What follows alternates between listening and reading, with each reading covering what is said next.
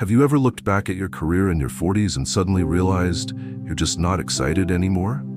The fight is gone. The forward motion is gone. Everything feels heavy.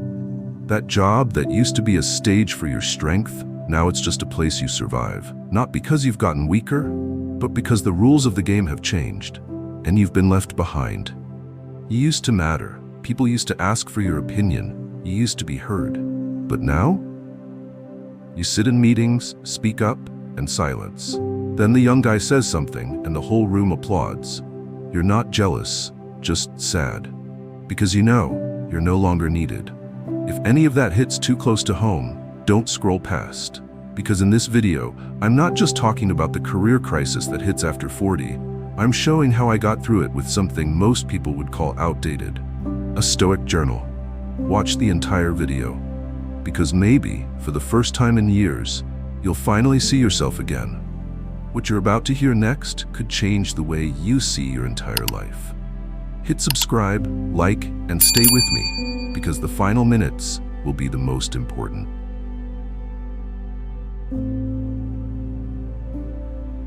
I want you to remember a moment, back when you were at your peak, when everyone came to you for input, when you were the first one called when things went sideways, when one nod from you set the whole team in motion. That feeling, it wasn't about power, it was about recognition, the sense that you were useful, that your presence mattered. Then one day, you walk into the office, look around, and you don't see yourself in that picture anymore. Same problem. But now, they're turning to the new kid who's only been around for 2 years. You still know the answer, but no one asks. What you used to bring to the organization, your experience, your insight, your sense of responsibility, suddenly feels like an old file tossed in the corner. Not thrown out, just never opened. The real pain isn't being rejected, it's being ignored. You look in the mirror and see the same person, still staying up late to finish the report, still carefully checking every slide for errors, still standing up to defend the underdog, but somehow none of it seems to make a sound anymore. No one notices. No one cares. And then you start to wonder, have I really lost my value? In Stoicism, this experience has a name, the external validation trap. Epictetus said, never let your worth be determined by someone else's reaction. But that's the hardest part, especially when you used to be recognized. And now you're invisible. You're not angry, you haven't lost your integrity, but inside there's a growing doubt. Do I still matter? Am I still enough to keep going? And from doubt comes fear. Fear of being replaced, fear of being left behind, fear that all those years of effort didn't leave a trace. Stoicism teaches that the pain doesn't come from others underestimating you. It comes from handing them the right to define your value. The moment you let someone else's eyes determine whether you're still useful, you've given yourself away. This isn't your fault. We were all taught, be good, work hard, contribute, and you'll be valued. But no one taught us that one day, even if you're still good and still contributing, they might still choose someone else. And if you're not ready for that, you'll collapse. Not from losing your job, but from losing your sense of worth. Stoicism doesn't tell you to quit, it teaches you this. Your value lies in your actions, not your title. Marcus Aurelius, emperor of the most powerful empire of his time, still journaled every night to remind himself, titles don't make character. He had all the power in the world, but he treated it like fog. Because he knew that one day, people would forget him. History would move on. But what he forged within himself, his discipline, compassion, right conduct, would always be his, whether anyone saw it or not. So if you feel like you've been pushed out of the spotlight, remember this. You're not useless. You're just standing in the wrong light. And maybe that's your chance to start living like someone who doesn't need the spotlight to see their own worth. Accepting that is the first step through this crisis. But what's even harder is the moment that follows, when you don't just feel like you're no longer needed, but you don't even know what you're living for anymore. Let's talk about that right now.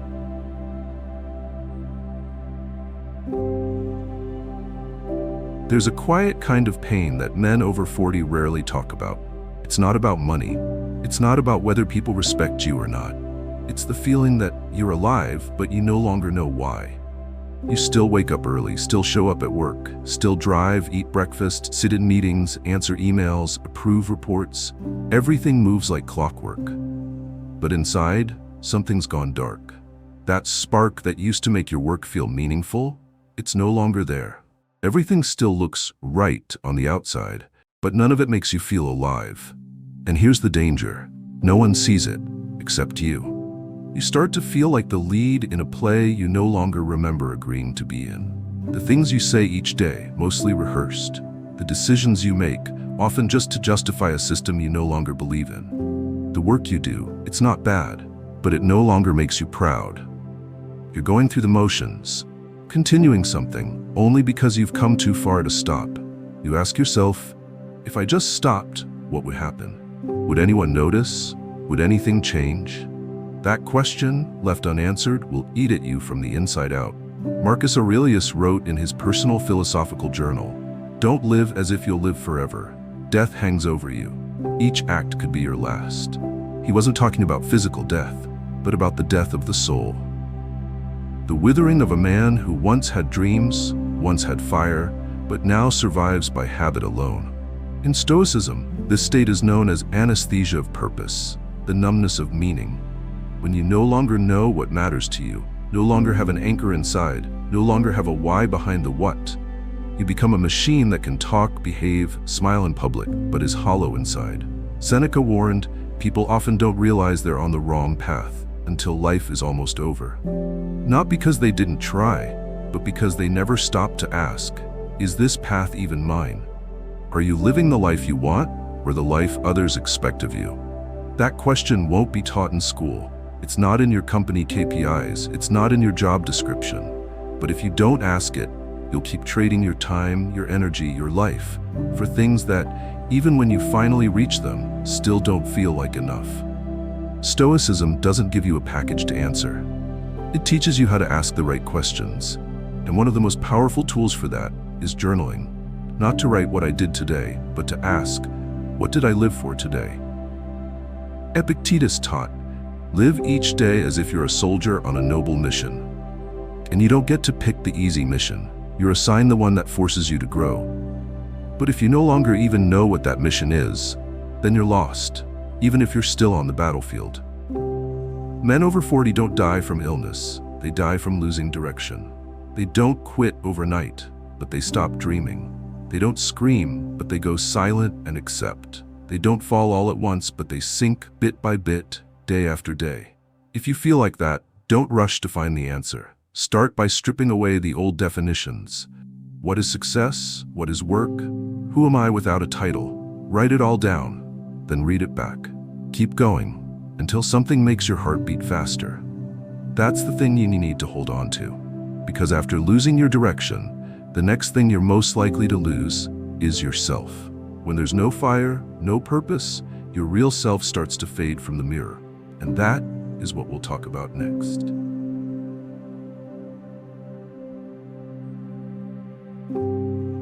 Have you ever looked in the mirror and felt like you no longer recognize the person staring back? Not because you've aged, not because your hair's gone gray, your belly's grown, or your back's hunched, but because the eyes in that mirror no longer hold any fire. They've lost the sharpness of someone who knew who he was, what he wanted, and what he was fighting for. Instead, there's just a tired stare, quiet, as if you're looking at someone you used to be. But now, only the shell remains. Countless men past 40 fall into that state. They don't talk about it. They still go to work, still smile, still drink with friends, still pay the tuition, still fulfill their roles as father, husband, provider. But inside them, something has died. And that death doesn't come loudly. It happens quietly, day by day. Every time you agree to do something you don't believe in, just to keep your position. Every time you bite your tongue in the face of nonsense, just to avoid trouble. Every time you pretend you're okay, when deep down, you've rotted. In Stoicism, this is called self-alienation, the erosion of the self. When you live so long within roles, expectations, and social pressures, that you no longer know what's truly you, and what's just something you've been performing. Epictetus once said, "Man only suffers when he no longer lives in accordance with his nature." And it's painfully true. Because that kind of suffering doesn't come from the outside. It comes from betrayal within. Betrayal of your ideals, betrayal of your core values, betrayal of the man you once wanted to become. Did you once live for something greater? Did you once believe you'd create something meaningful? Did you once promise yourself you'd never settle, never go numb, never become the quiet, defeated father your own father once was? So who are you now? You might not be able to answer that, because you've been suffocated by all the things you're supposed to do. You're supposed to work, supposed to earn, supposed to play the role of the rock, until you forget. You're still a human being, someone who needs to feel, to believe, to fail, to succeed, to matter. Marcus Aurelius, an emperor buried in war and political chaos, still took time every night to speak with himself.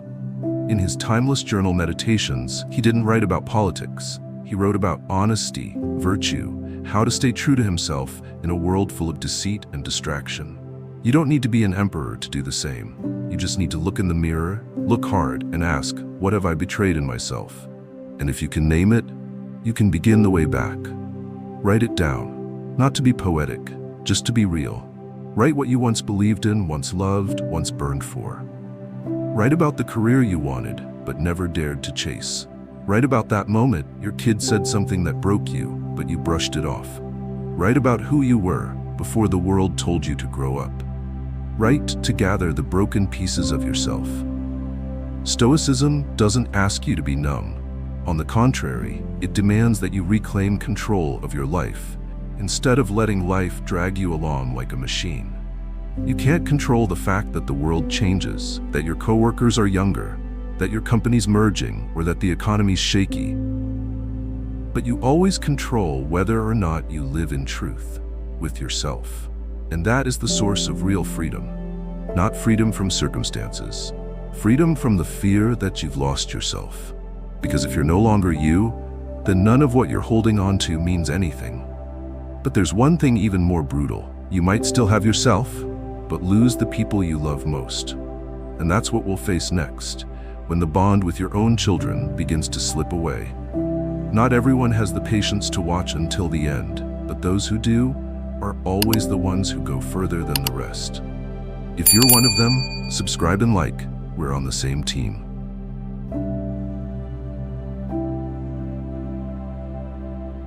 At 40+, when you start to feel like you're no longer respected at work, when you hit a crisis of identity and direction, what's the first thing you do? You go online and search hot careers for middle-aged professionals. You think about switching jobs, starting a business, getting another degree, learning a new skill. All of that makes sense, but deep down you know the problem isn't the job, it's the person doing the job. You can change careers, titles, companies, but if you're still dragging around a weary, confused inner world, filled with shame, fear of being left behind, and unmet expectations, then whether you're a CEO or a street vendor, you'll still feel like your life has no meaning. This is when you need to hear something Stoicism emphasized over 2,000 years ago. It doesn't matter what job you do, it matters how you live while doing it. Epictetus was a slave, Marcus Aurelius was an emperor, Seneca was a statesman and orator. Musonius Rufus was a philosopher exiled from his home. But wherever they were, whatever they did, they shared one guiding compass: to live with virtue, with reason, and without being owned by things beyond their control. In Stoicism, the difference between someone living a life worth living and someone merely existing isn't found in career, fame, or wealth. It's found in how they respond to hardship, in how they stay composed through the storm, in how they choose the right action, even when it costs them. If you're a salesman getting rejected all day, you can still live like a philosopher. If you're a tired taxi driver, you can still live like a stoic warrior. If you're being phased out at work, you can still carry yourself like a Roman sage. Calm, steady, and never betraying who you are. And the beginning of that awakening, it's not some online course. It's not a career pivot. It's not a flashy life reboot, post on social media. It starts with one very simple, very quiet, very personal act: journaling. Marcus Aurelius wrote every night, not for others to read, but to keep himself from drifting off the right path. He wrote like a man interrogating his soul, reminding himself, soothing himself, warning himself. Some lines he repeated over and over. Don't forget, time is limited. Be kind, even when others aren't. The world may scorn me, but I must not scorn myself.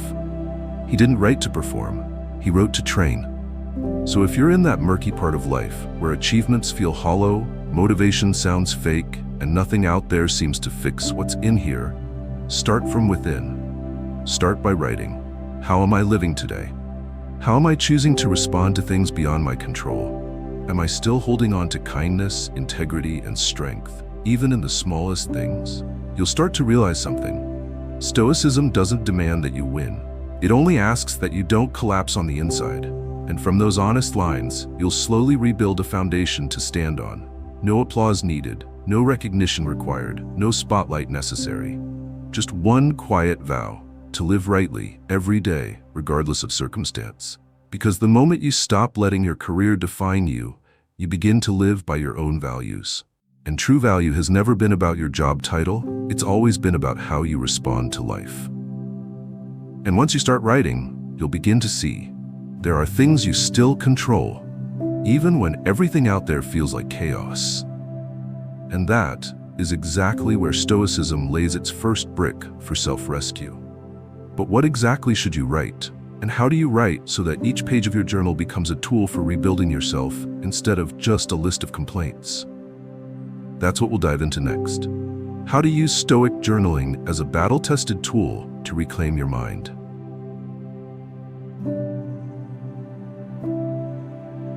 If there's one thing middle-aged men often lose when life hits a dead end, it's their sense of self-worth. You no longer feel useful. You no longer believe you're worthy. You no longer feel proud of the man you are, even though you're still working, still providing, still showing up. And this is exactly when a Stoic journal stops being a notebook and becomes a mirror that reflects your true nature, apart from your title, your paycheck, or any outside validation. Think about it. Why did Marcus Aurelius, the most powerful man in Rome, write in a journal every night? Not because he had time to spare, not because he was a sentimental philosopher, but because he knew the most powerful ego is the easiest one to corrupt. And if he didn't examine himself every day, it would be easy to drift off course, pulled by flattery, fear, or the weight of power. You're not an emperor, but you were once a pillar, once praised, once counted on. And when all of that starts to fade, if you don't have a way to recenter and redefine yourself from the inside, you'll lose yourself in silence and disorientation. A Stoic journal helps you rebuild from within. It doesn't have to be long or filled with lofty philosophy. You just have to answer a few fundamental questions. What value did I live by today? How did I behave when no one acknowledged me? Did what I did today reflect the man I want to be? Stoicism teaches that we can't control what others think of us, but we have full control over the standards we live by. And that's where true self-worth is forged. Not in titles, past glories, or outcomes, but in how we respond when no one is watching. Look at Seneca. He once held immense power, but ended up exiled, betrayed, and forced to take his own life. Still, he anchored himself in the letters he wrote. Letters to Lucilius. Not for an audience, but as personal chisels shaping his character, preserving his integrity amid chaos. You can do the same. Each night, before bed, write down one thing you regret and what you learned from it. One action you're proud of and why it matters. One moment when you held back your anger and how you did it. These words won't make you famous, but they'll rebuild you. They'll pull you from the darkness of doubt and guilt where you silently ask, am I still worth anything? Or, do I even recognize myself anymore? Then one day, you'll look back on those pages and realize you're no longer the exhausted, uncertain, disoriented man you used to be. You've lived more consciously, made better choices, reacted less out of impulse, and cared less about what others think. That is your real value. No one else can give it to you. No one can take it away. Only you can define it, line by line, day by day. Epictetus said, nothing is more valuable than a mind trained daily. Journaling is that training. It won't change the world around you, but it will change how you stand within it. As you keep writing, you'll slowly peel off the layers society has wrapped around you after 20-30 years of working life. You'll realize you are not your title, not your paycheck, not someone's opinion. You are your actions, your choices, and your honesty when you face the mirror. And when your self-worth is defined by that, you no longer feel invisible. You don't need applause, you don't need recognition, you just need a page, a pen, and one quiet daily reminder. I'm still living the way I choose, and I'm proud of that. But journaling isn't just for rebuilding your inner foundation. It also helps you relearn the most important skill of any grown man, knowing how to let go of what you can't control. And that's what we'll tackle next.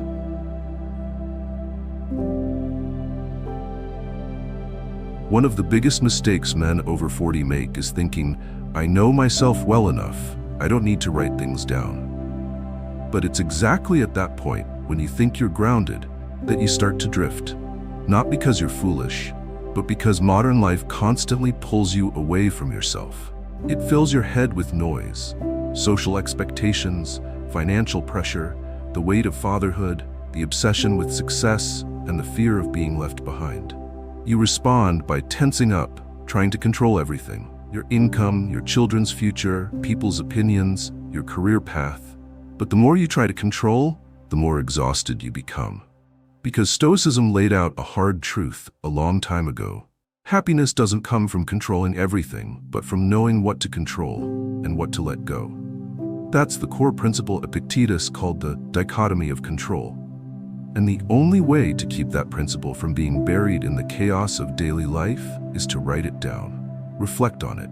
Have a conversation with yourself. Every night before bed, don't grab your phone. Grab a pen. Write, how did I react when I felt disrespected today? Did I lose my temper without reason? Did I let someone else's judgment ruin my mood? Am I attached to outcomes or focused on right action? Did I stay calm when things didn't go my way? This isn't storytelling, it's self-defense for your mind. Marcus Aurelius, Emperor of Rome, still questioned himself in writing. Did you act like someone in command of himself? He didn't write to impress others. He wrote to stay clear. Because he knew if he let emotions, fame, or other people's reactions steer him, then even as emperor he would be a slave. And you, no matter what job you're doing, if you don't write and confront yourself daily, you'll become enslaved by the petty. Your boss's criticism, a coworker's cold look, a cut bonus, a failed project, a rude comment. Stoicism doesn't teach you to be numb, it teaches you to discern. When you write consistently, you'll notice patterns. Some days you'll slip, you'll let anger win, you'll complain, you'll want to quit, but eventually you'll discover something more valuable than success: the awareness that you're watching yourself.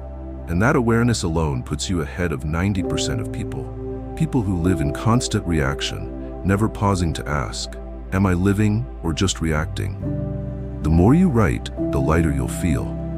Not because life got easier, but because you stopped gripping things that were never yours to hold. You'll stop holding on to resentment over misunderstandings. Stop trying to change people who don't respect you. Stop expecting a fair world. You'll start learning how to walk through chaos without being swept away. Epictetus made it clear, if something is outside your control, it can't hurt you, unless you let it. And you only remember that truth when you sit down every day and write. Look back at your journal after a month. You'll see moments where you got angry over nothing, times when you worried needlessly, days you overreacted. Then you'll realize none of that pain was necessary. Most suffering didn't come from what happened, but from how you interpreted it and responded to it.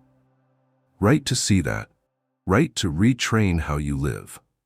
Write to stop being manipulated by what's outside your reach. Once you build this habit, you'll feel your mind getting lighter, less attached, less anxious, more steady.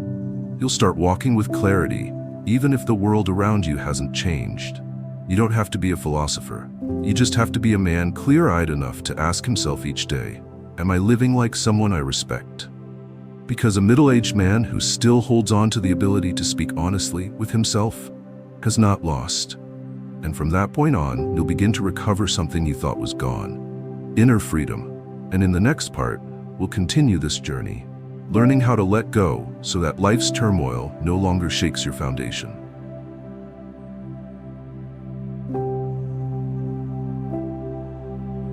You've come with me through nearly this entire journey, and by now you've seen clearly.